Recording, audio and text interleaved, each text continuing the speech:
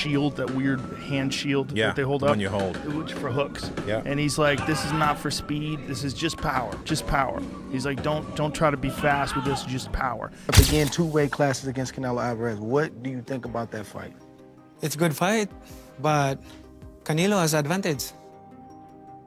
His favor because that's his natural weight. Very good point. It was like Canelo has been hit by light heavyweight. When it comes to the world of combat sports, few voices carry as much weight and credibility as Joe Rogan.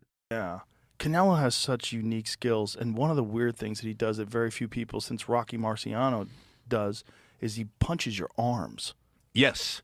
He brutalizes your arms. He's another brilliant guy. He has the greatest punch resistance in the sport. You know, we talked about it earlier. 1 knockout in the whole career. Knockdown. And yeah. it wasn't knockdown. And it wasn't really a knockdown in my personal view. So, because he didn't touch the canvas. He's never been on the canvas. And we call it chin. Known for his raw honesty, deep understanding of fighting, and ability to break down athletes' strengths and weaknesses, Rogan has never shied away from giving his take on boxing's biggest stars. And Canelo is a guy that has power but is constantly working on it. There's a great clip of him working with Andy Ruiz. And they're, you know that shield, that weird hand shield Yeah, that they hold the up? one you hold. Which for hooks. Yeah. And he's like, this is not for speed. This is just power. Just power. He's like, don't try to be fast with this. Just power. And you see him just, everything is. And so in that fight with Billy Joe, and Billy Joe kept doing that same lean over and over. Like after he would punch, he would lean out of the way, and he just timed it perfectly with that uppercut. Yep. And threw everything in it. Yeah, that's the thing. Recently, he reacted to some frightening training footage of Canelo Alvarez, who is preparing for a potential super fight against Terence "Bud" Crawford, and the UFC commentator's reaction immediately sparked headlines. Be a first ballot Hall of Famer. I just think that moving up in weight without having fights to merit that, I think it's the wrong move. But he couldn't handle a 154-pounder the way that he was handling everybody else before. And Madrimov is not Canelo. Canelo's been used to fighting all the bigger guys and has done very well with the bigger guys. Nobody's hurt him. Nobody's heard of him. He's fought the biggest punch. He fought Gennady. Come on, he fought Gennady twice, really the good fights, and then Bivol couldn't. Bivol hit him with everything and couldn't hurt him. So how's Terence gonna do that? I don't think he can. I see Canelo going away maybe in a 16-12, 17-13 kind of fight. The first 3 or 4 rounds will be difficult for Canelo, or a little harder for Canelo because of the speed. But once he just like when Golovkin fought Kell Brook, you know, the first 3 or 4 rounds where Kell was fast. But Terence is going to expose himself when he throws his punches, and Canelo's going to finally get this timing down, and I think we'll be able to control the fight. Do you see a version of Canelo now that is slowing down? Obviously, a lot of people might point towards the Williams School fight, but again, despite how that one played out, people talk about his lack of motivation maybe for a fight like that. But do you see this version of Canelo declining? No, I think the lack of motivation because of the opponent could have been the reason for that fight.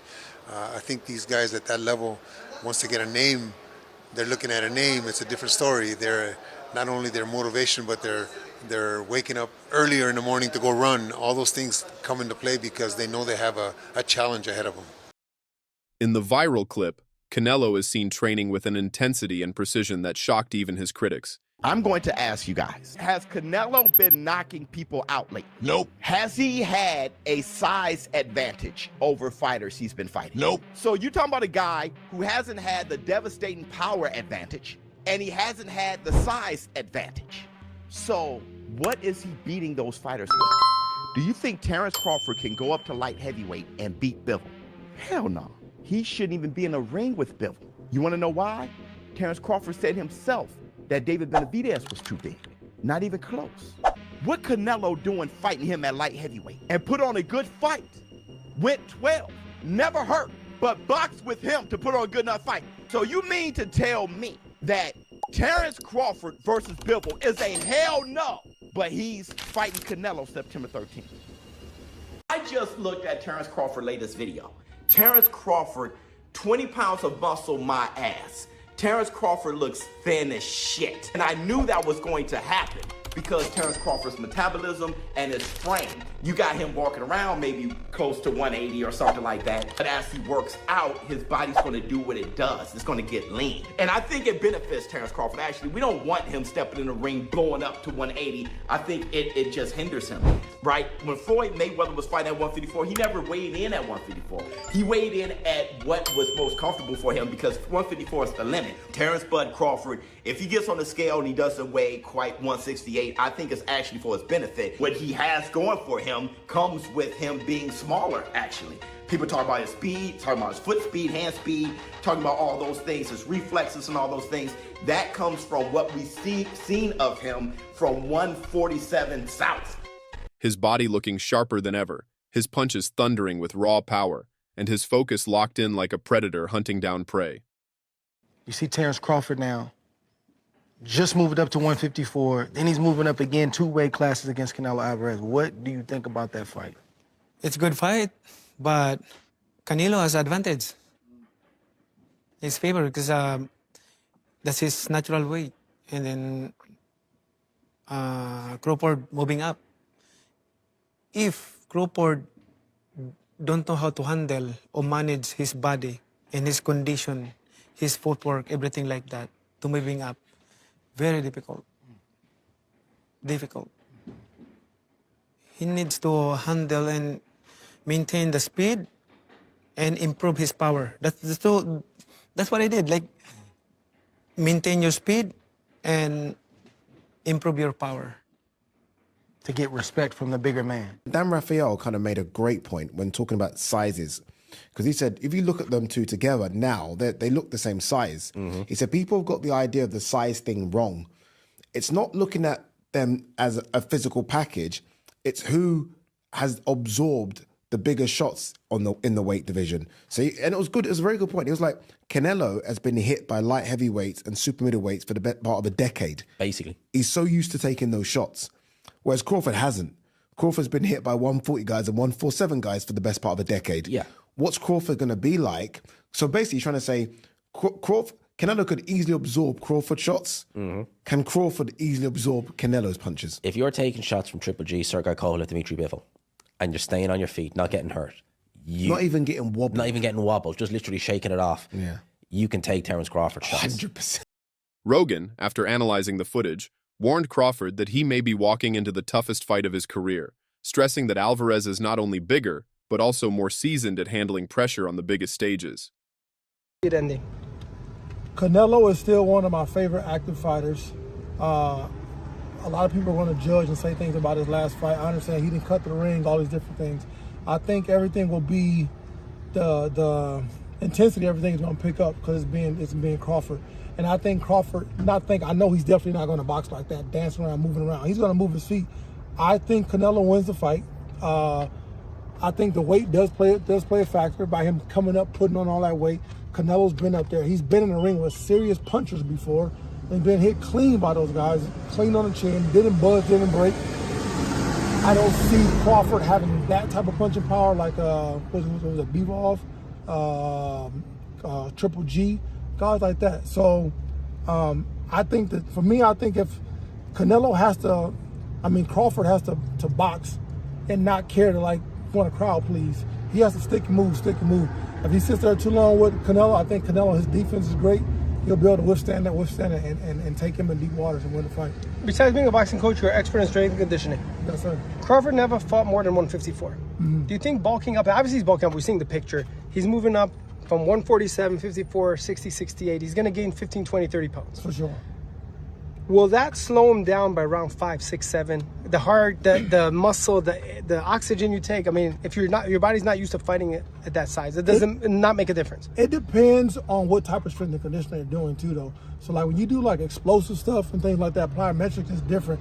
But he has to bulk up, so he has to lift a little bit of weight. I'm pretty sure he has people with the knowledge and the proper money that he has to get the right people to do the right thing. Rogan pointed out the explosiveness in Canelo's movements, saying that the Mexican champion is training like a man who knows the whole world is doubting him, and that makes him even more dangerous. Right now, boxing is hanging on a thread. If Canelo Alvarez and Terence Crawford pulls a Manny Pacquiao versus Floyd Mayweather, there's no turning back. In this side of the pond, boxing is dead. Look, a lot of things is going to Saudi Arabia. David Benavidez, one of the phenoms in the sport of boxing, going to be performing in Saudi Arabia. Devin Haney going to be performing in Saudi Arabia. Just put this. Jerome Boots Ennis versus Virgil Ortiz, if it would have came to fruition, was going to happen in Saudi Arabia. Boots Ennis, and Tio could have happened in Saudi Arabia. Devin Haney versus Ryan Garcia was going to happen in Saudi Arabia. So a lot of these big fight that it was planned was not going to be here. It's not going to be here.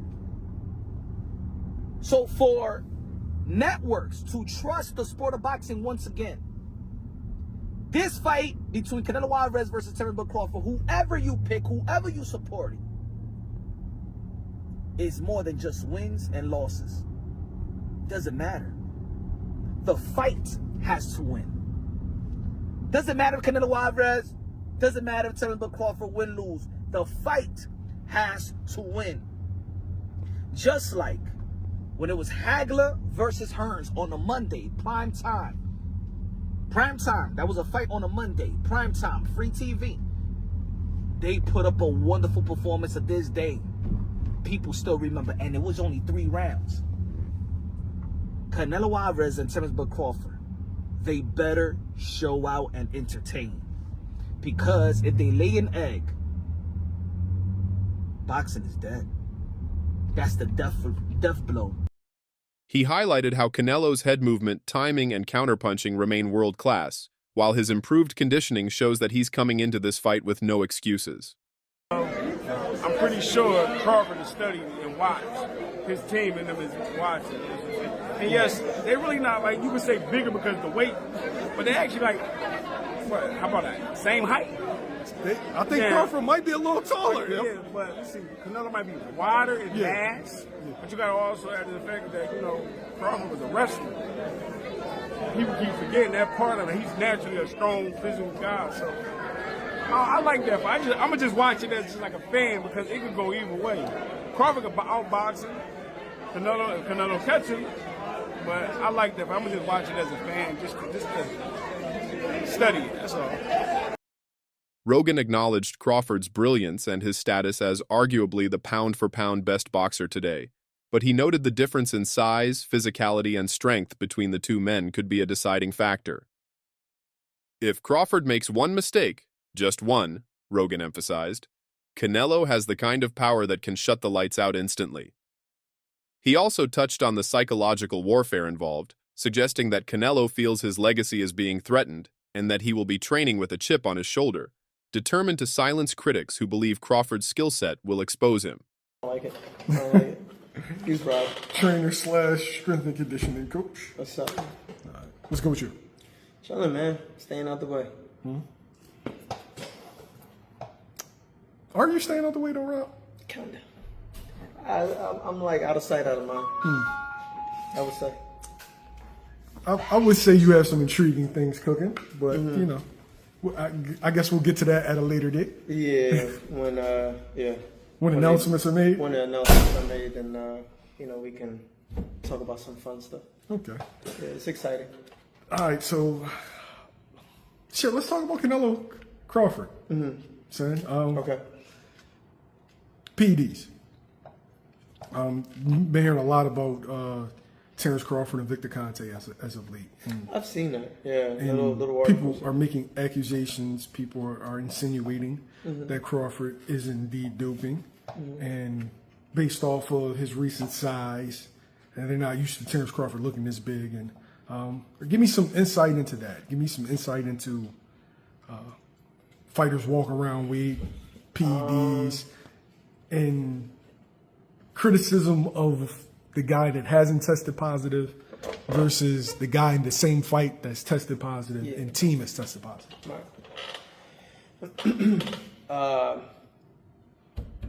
First, I don't think Crawford's taking anything. For Rogan, that kind of mindset in an already dangerous fighter creates a nightmare scenario for anyone stepping in the ring against him. At the same time, Rogan didn't dismiss Crawford's chances. In fact, He praised Bud's adaptability, ring IQ, and ability to switch styles mid-fight as tools that could give him an edge. However, the UFC commentator ultimately leaned toward caution, warning Crawford that moving up in weight against a natural super middleweight like Canelo is not just another challenge, it's a monumental risk. Just the size difference in what he walks around to what he's been looking lately. That is that's just something that possibly, that's how he walks around.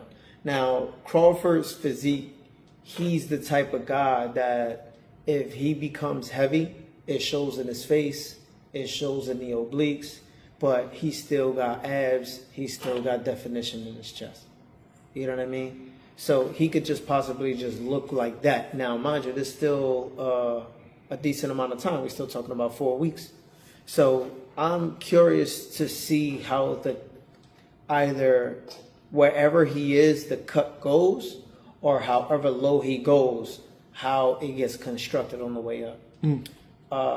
As far as Victor Conte is concerned, Rogan summed it up by saying the fight has all the makings of a legendary clash. A powerful, seasoned champion in Canelo who looks more motivated than ever, versus a pound-for-pound genius in Crawford who dares to risk it all for greatness. But if the scary training footage is anything to go by, Rogan believes Canelo is preparing for war, and Crawford must be ready for the most dangerous version of Alvarez the world has ever seen. So that's all from today's video. If you enjoyed it, remember to leave a like, subscribe, and ring that bell icon so you never miss our upcoming videos. And don't forget to share your thoughts in the comments section. Stay tuned, and we will catch you in the next video.